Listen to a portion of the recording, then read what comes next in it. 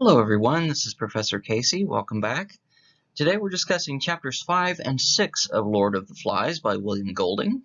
At this point in the book, the characters are fairly well established, right? We've got a presence that they have on the island now. They've been there for a while, although we're not exactly told how long. And so now at this point, we're finally starting to move past a little bit of the exposition, and we're getting into the rising action of the story. Okay, so we'll move on from there. So to return us to our list of characters that we've had so far in the story, we already have Ralph, right, who is probably going to be our primary character of the story, okay? He seems to be our primary protagonist, more specifically, because he's the one that we see the entire story through his eyes. Okay? He's the one who is leading the boys, ostensibly. He is the one who is kind of controlling what the group does. At least that's what he's trying to do. Piggy so far has been a secondary character, okay? He's one who doesn't appear all the time on every single page, but he does provide insight every now and then. He acts as a friend to Ralph, and he seems to kind of be one who ends up carrying the story forward in moments of tension. Okay, he's the one who kind of makes an appearance and maybe brings in new information or makes a suggestion that keeps the story going. Jack at this point is still a bit of a mystery, okay?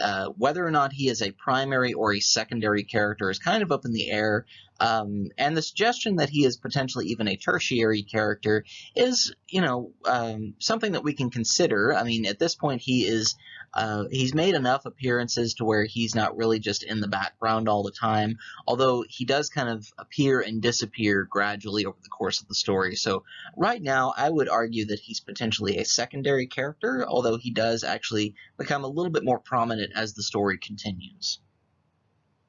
Simon, of course, is another character that we have, and Simon, again, is another secondary character. Okay, he's there for support, although he's not really in the foreground all the time. Okay, he's the one who is taking care of the little kids most of the time.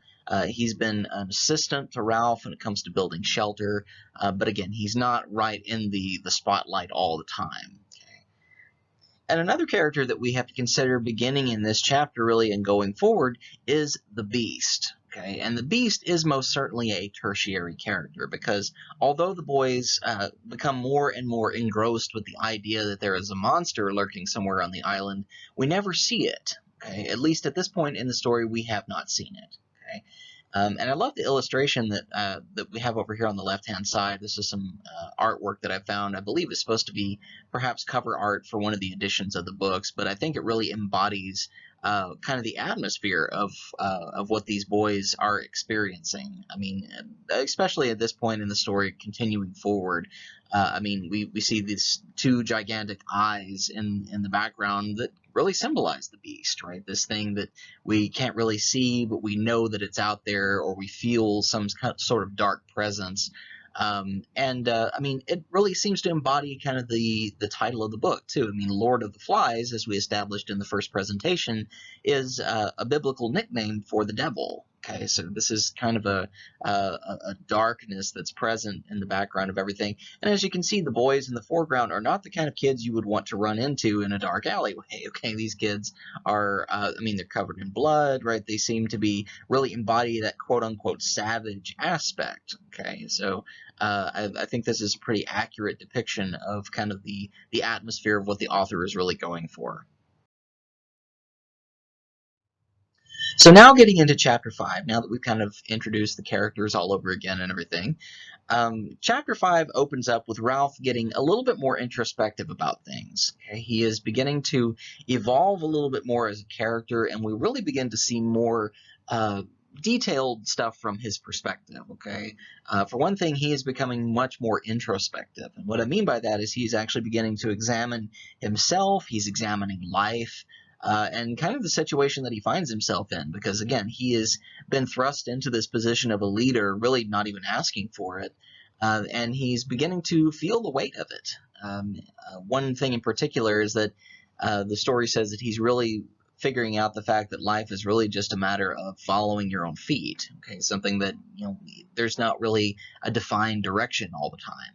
And in a certain way, he's kind of asking himself, why me, right? Why was I put into this situation? And anybody who's experienced a tragedy or has been in an accident or something like this has asked themselves that kind of thing at some point in time, right? Why did this happen to me? And something that we can introduce here real quick, and this is a little bit more advanced, but I think it fits really, really well, especially into this situation. And it's something that, different, critics have brought into the mix in the past, and I think it fits really well. It is something from sociology called Maslow's hierarchy of need. And what it is basically, you see the image over here on the right-hand side is a pyramid. Okay?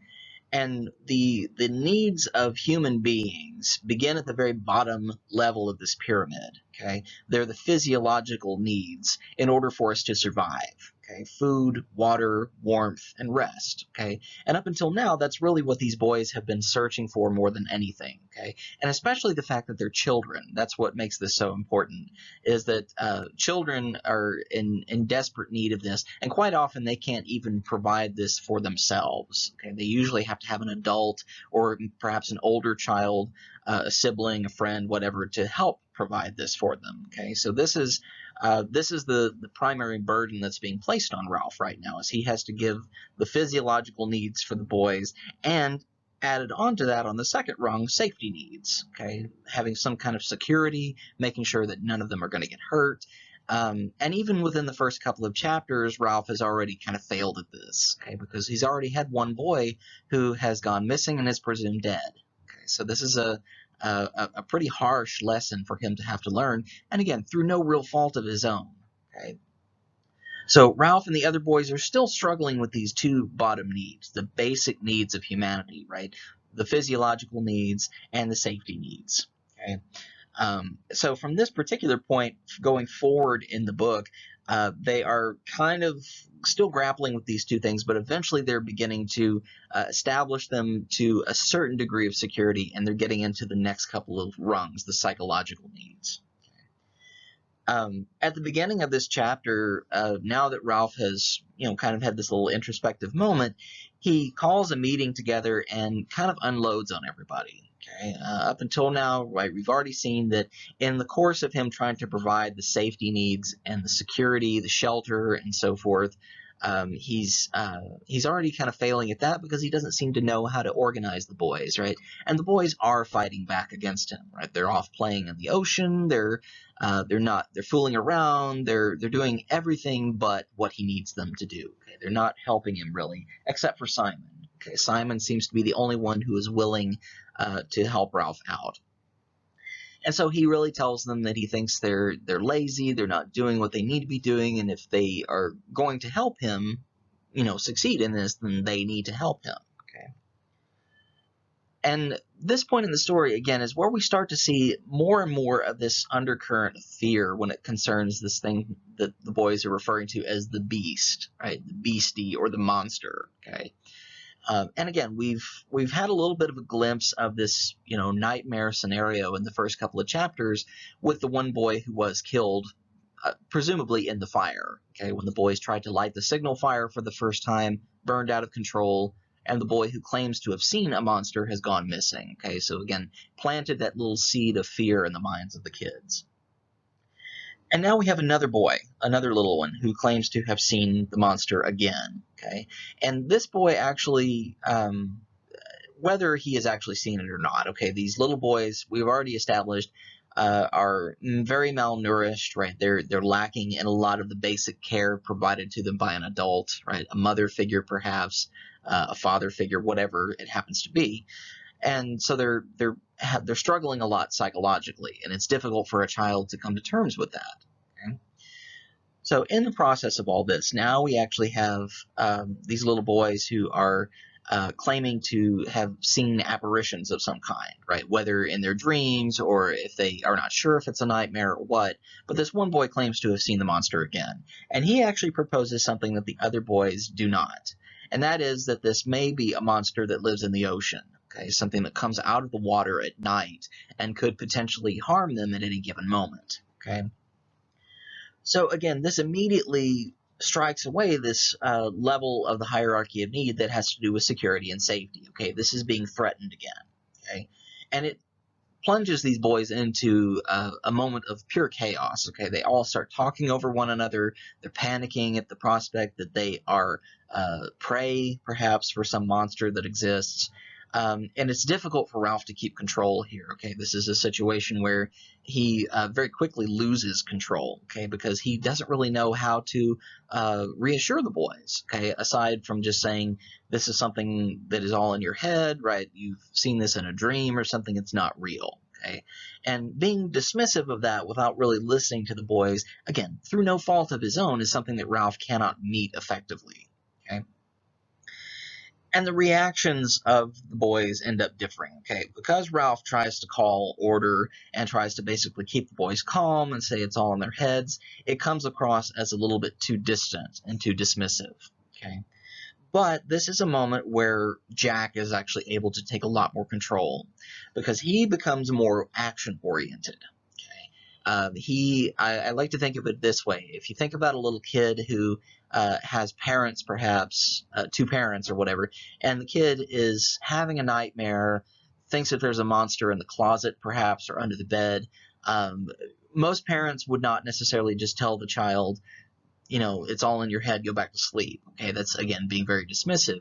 A more nurturing parent might actually come across and say, you know what, let me look. Okay, or let me scare the monster away for you.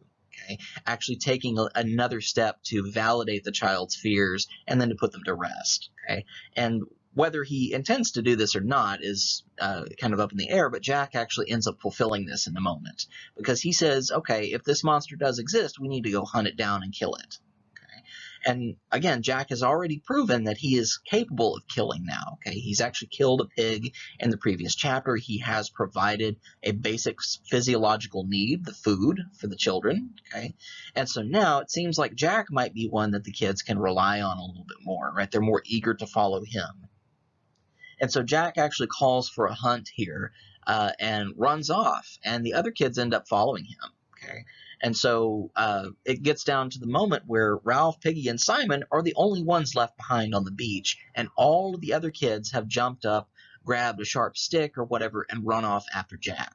Okay, and this is a moment, too, where Ralph is really left out in the cold. Piggy actually turns to Ralph and says, what are you doing? Why are you allowing them to run off? Call them back, blow the conch, right? Bring order to this situation. And Ralph says, what if it doesn't work? Okay, again, he's being very introspective here because he's actually beginning to analyze the situation and present the possibility of his own failure. Okay, he's worried so much about failing as their leader, that he's not even willing to try here. And he says he doesn't want this situation. He doesn't want to be a leader, doesn't know that he wants to provide for them anymore. Okay, so this is a very difficult situation, and it's really beginning to wear on Ralph. Okay, and this is kind of where Ralph is already he's still struggling with the safety needs part of this, but he's also trying to get to the next level or two here. Okay, he's trying to feel like he belongs, feel like the boys are going to accept him, that he has accomplished something, but he's constantly being knocked back down to the safety part. Okay, and so this is where Jack is kind of starting to surpass him a little bit. Okay, Jack has already met the physiological part. Now Jack is beating the safety part for them by doing this, and he is actually able to progress a little bit further along this. Okay? And so what these boys are essentially trying to do throughout the course of this story is get from the bottom of this pyramid to the very top. Okay, and they're kind of getting in competition with one another over this to a certain extent. Okay, this is kind of a human trait that we tend to do, whether we try to do it or not. Okay, in some cases we end up getting into competition with ourselves. Sometimes it's with others. Okay, so this is again a little bit more of an advanced way of looking at things, but again, I think it fits really nicely in all this. So now to look at some of the analysis for this particular chapter, now that we've kind of established what has actually happened. Again, Ralph is losing control of the boys. Okay, just to look back again here at the pyramid, he's not able to provide a whole lot of physiological needs, right? He hasn't really been able to build effective shelter for them. He hasn't been able to provide safety for them, right? He's been kind of dismissive of that. And so he's not really able to progress very far along the way here. He's losing faith in himself, and he really doesn't have much of a desire to keep trying to be their leader because he doesn't seem to be very effective at it. Again, it's not really through any fault of his own, because Ralph, again, from what we know, is perhaps 10 years old, okay? And trying to lead a group of boys that is, perhaps 2 or 3 dozen is no small task, even for an adult. But Jack, meanwhile, again, is surpassing everything that Ralph is able to accomplish here, okay? He's gaining more control by virtue of the fact that he's able to actually keep his promises, even though he hasn't kept many promises to Ralph, okay? So Jack has brought food for the boys already. He's now surpassing that. He's gone up to the next level, and now he's trying to provide safety needs. Okay? He's trying to basically say, if there is a monster, we will kill it, because I have proved that myself in this first realm, I can do it in the second realm. Okay? So again, a little bit more advanced, but it still works. And primarily the way that Jack ends up gaining control here by getting up the rungs of this little ladder, up the rungs of the pyramid here, is primarily by exercising fear and some measure of opportunism. Okay, he's very manipulative about all this. And I would argue that he is actively manipulating the situation, because it would be very difficult for him to get there by sheer luck. Okay, to basically just not recognize that the situation is, turning in his favor. He seems to speak up at the right moment every single time. So he realizes that Ralph is becoming weaker as a leader, and he's trying to step into that position. And he wants power this entire time anyway. Okay, from the beginning of chapter 1, he's disappointed that he's not elected by the boys already. Okay, so he has to prove himself, and is effectively doing that now. And again, the beast itself is something that Jack continues to use as a tool more and more to greater extents throughout the course of the rest of the story. Okay, and this is really the first instance that he does that. Okay, he harnesses the power of that monster hiding, in the closet or under the bed or whatever, and uses it as a fear tactic. Okay, something that he knows is something that affects these other boys, and perhaps he can use it to his own end. Okay. And again, the beast is the thing that has the greatest control over the boys' lives right now. Okay, even though Jack may be using it, Jack is fairly convinced that it doesn't exist, but he's not entirely sure. Okay, we as the audience don't know if this beast is real or not. Okay, in a realistic world, we would think, this is the imagination of children, but again, this could be something real. It could be not. We really don't know yet. Okay, again, there's no evidence to say that it does or does not exist. And more than anything else, the beast at this point really represents just the power of fear itself as a driving force in people's lives, okay? And a fear of the unknown, okay? The unknown can build so much anxiety in a person's life that it can lead to anxiety disorders. It can cause people to not really get very far up this little pyramid that we see here, okay? Most of the time, people have a difficult time getting past the psychological needs, and reaching the self-fulfillment part at the very top is what most human beings are longing for, right? That sense of security and well-being through some sort of potential, right? Being able to create something or something along those lines, right? But again, for some people, they don't actually get past the basic needs, okay? And this is something that we can call a primordial fear, right? This idea of the beast, right? Something primordial is a word that just means that it exists from the beginning of time, right? It's something that we have as human beings as kind of a species memory, if you like, okay? Something that we have struggled with since human beings first began to appear on the planet, okay? And it can take all kinds of different shapes, right? As humans have evolved over time, we've begun to look at this in different ways. Okay, as religion became more popular and became more of a driving force, the fear of the unknown and the fear of just fear itself, right, became embodied in the form of something like the devil. Okay, psychologists have begun to look at it as something called the id. Okay, the id is basically the unconscious mind. Okay, the fear of what we as human beings are capable of. whether it has to do with us harming ourselves or one another, and even just at the most primordial level, before coherent thought really even came into play, is just the forces of nature, right? Being at odds with the world around us, right? Just struggling for the first two basic needs of survival here, okay? So this has taken on several different forms, and the beast, you could argue, has been with us in some way throughout the course of human history. Okay? So it just takes different shapes over time. Now that leads us into chapter 6, okay, and we can look at two new characters that appear in this particular chapter and kind of appear and reappear time and time again. They're arguably secondary characters again. Again, they kind of take they come to the forefront when they're needed, okay, when they're needed to move the story along. And these are two twin boys named Sam and Eric, okay. And their entire duty here is something that they have been assigned to keep a watch on the signal fire, okay, to make sure that it's going to burn constantly. They end up maybe taking shifts or something like that. But at this point in the story, they are the ones who end up tending to the fire. And in the course of this particular chapter, at the very beginning, they both end up falling asleep and the fire ends up dying out. Okay, this is in the middle of the night. Okay, so again, these are boys who are doing their best and it just doesn't quite work out. And it's an interesting thing that this actually occurs this way because of what happens next. After the boys fall asleep, all the boys on the beach are all asleep. Sam and Eric at the top of the mountain are asleep, and there is an aerial battle that takes place in the sky above the island in the middle of the night after the fire has gone out. Okay? If the fire had been burning, again, it might have been another situation where the boys had been rescued. It's hard to tell.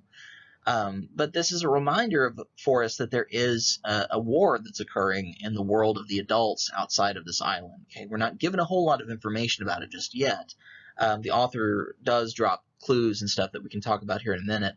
But in this particular case, this is a dogfight, essentially, between jet aircraft. Okay, and these warplanes end up shooting at each other, and one of them is shot down. We know this for sure because there is a parachutist that jumps out of the plane, and the pilot ends up parachuting down to the island, and somewhere along the way he dies. Okay? And so these two images that you see here, the one on the bottom is an artist's rendering of what this parachutist might have looked like given the time period. The image above, I believe, is actually taken from the 1963 film. Okay, so you can kind of get a mental image of what this guy might have looked like. He's wearing a pilot's uniform of some sort. He's wearing a helmet of some sort, whether it has a visor or not, like the image above. It's kind of left up to your imagination to decide. But the pilot ends up parachuting down to the island, and his body ends up landing in the bushes nearby where Sam and Eric are, okay, at the top of the mountain. And his parachute gets caught on a gigantic rock, okay, like a boulder that's kind of hanging over the cliffside. And as the breeze comes across the top of the mountain, it ends up kind of billowing the parachute, okay? It makes it move, and the pilot's body is moving with the wind, right? His head is nodding up and down. He's kind of shaking. He's shaking the bushes a little bit. And when the two boys wake up after all this has happened, they quickly try to relight the fire so they don't get in trouble. They look up and they suddenly see this dead man in the shadows. And again, they don't realize that this is a human being. They don't know that any of this stuff has happened. They're apparently tired enough where they sleep through it all. And so when they see the shadow of this dead man, they see the parachute billowing, they think this is a gigantic monster with wings that is about to attack them. Okay? And they scream, they panic, and they run. Okay? They run all the way down the mountain. And they immediately tell everybody what's happened. They wake everybody up. And Ralph tries to call a meeting, tries to call everything to order, and again ends up kind of failing again in the process. Okay, we have kind of a reenactment of everything that's happened in Chapter 5. Okay, Chapter 5 leaves off with the boys running off to hunt the beast, but they end up coming back. Okay, so at some point, right? We're not really told a whole lot about when they come back. But again, now they're about to run out and actually form a formal expedition to find this thing. Okay, so Ralph actually gives in to this situation here because of something specifically that Jack tells him. Okay, Jack openly questions Ralph's authority here because Ralph tries to kind of dismiss it again, says, this is all in your head or whatever. Jack turns to Ralph, though, here and says, "Are you afraid?" And this is a very disarming question, or perhaps a very defense-building question, really, because this is really exposing Ralph for being, afraid, and there's really no good answer he can give to this. Are you afraid? Yes, I am afraid. Then you're not a worthy leader. Okay. Are you afraid? No, I'm not afraid. Well, then let's go run after this thing and kill it. Okay. So there's no good response, really, that Ralph can give that he wants to give. He says no, and so he lets Jack take the lead on this, allows Jack to lead a hunt to go kill the monster. And this does give Ralph a little bit of confidence by trying to, divvy up responsibilities and so forth, but at the same time, too, it undermines his ability to lead the group, okay, because he has given over so much authority to Jack here. It becomes difficult for him to really retain any sense of leadership, right? The boys end up following Jack for most of the hunt here.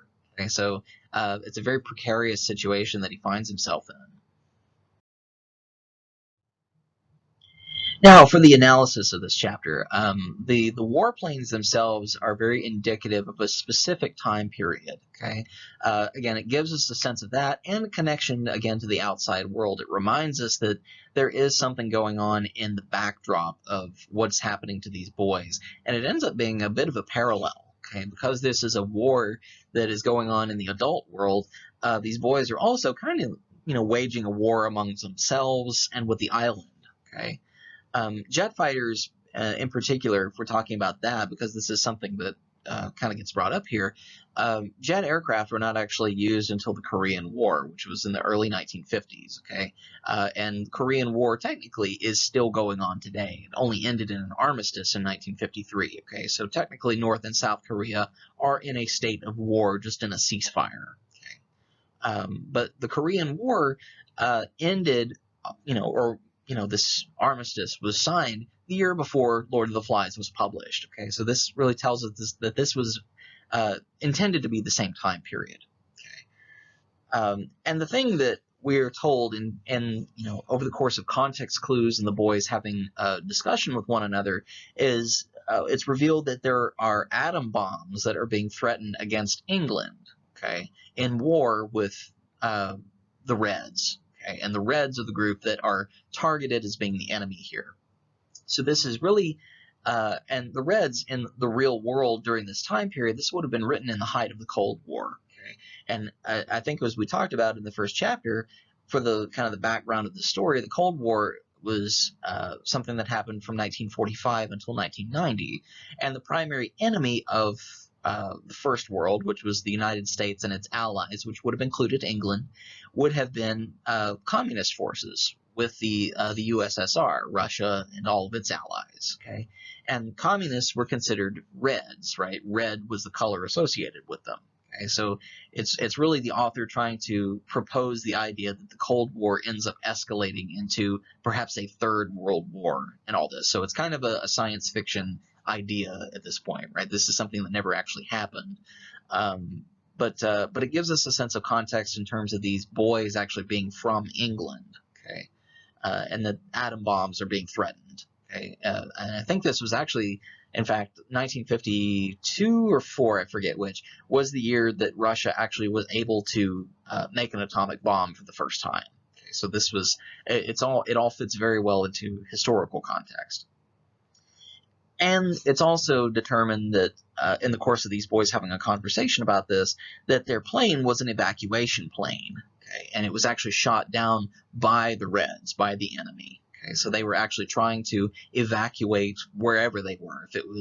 If it was mainland Europe and they were going home, I think is what something that one of the boys states, or if they were trying to leave England. Okay, and this was something that was actually done during World War II. Okay, when Germany began bombing England in 1940, a lot of children were evacuated from England so that they wouldn't be harmed, right? Or they would be sent out of the cities and into the countryside. So this is a similar situation to what we saw there. So again, all of this just provides more, fleshes out the story, provides more context. Something else that we can look at a little bit more now is the shift in the dichotomy that we've talked about of civilization and savagery. And I put together this little chart here just to kind of give you a sense of just something visual, right? Something you can kind of determine based on stuff we've talked about and stuff you will end up seeing more over the course of the story. Okay, we tend to look at things in dichotomies, whether we want to or not, right? It's something that's kind of ingrained in us, for better or for worse, right? Usually it's something that we're taught. But as a dualistic society in Western culture, we tend to do this, okay? So civilization on one side and savagery on the other. Okay, we have characters that fall into each one of these categories. Ralph, Piggy, and Simon are the civilized ones. They're the ones who seem to kind of gravitate more toward order, toward security, careful thought, right? They're peaceful for the most part, and they tend to think about the group more than anything else. And on the savagery side, we have Jack and his hunters. We have the beast and the island itself, right? That's something that is constantly fighting against the others. Okay, Jack seems to be the only one who is really, thriving in this situation. He's the only one really who seems to be moving up that hierarchy of need. We have chaos and fear that are reigning, rather than having any kind of organization or careful thought about the situation, Jack and his group are reacting with hostility, right? They're saying we need to take action, we need to kill the beast, so they're really reacting with fear more than anything else, right? It's more the early, again, that primordial instinct, I guess, that hunter instinct. If you want to think of hunter-gatherer societies, or perhaps even early humans, cavemen, right? A very prime example of this. And again, the idea of peace and war, even in the adult world, again, we've talked about this as something that is a parallel, okay? It's ironic that civilization, the world of civilized adults, is actually embroiled in a war at this very moment. Okay, so, and the boys themselves are removed from that into a situation which might be peaceful, but they are also involved in a war, okay? So it's almost like war is a constant presence, a conflict of some sort inside of humans, whether it's inside themselves, dealing with their own nature, or just fighting with the outside world and with each other. And the ideas of morality and immorality are more abstract here. Okay, you can certainly project something into this situation, give it a religious context, give it a psychological context. There's been all kinds of approaches taken to this. And even in the most basic sense of, a group versus the self, okay? Jack is a very selfish character. He's only out for himself. Okay? He's only out to preserve himself and his own interests. And the other boys are constantly trying to do what's best for the group. Okay? So this is where the two of them very heavily differ. So again, this just kind of gives you an image of how you can organize these thoughts if it helps. And so now Jack is able to further manipulate the situation. He's able to question Ralph's authority and to undermine it by proving that Ralph is not a perfect person, right? He's not a perfect leader, nor are any of them. Okay?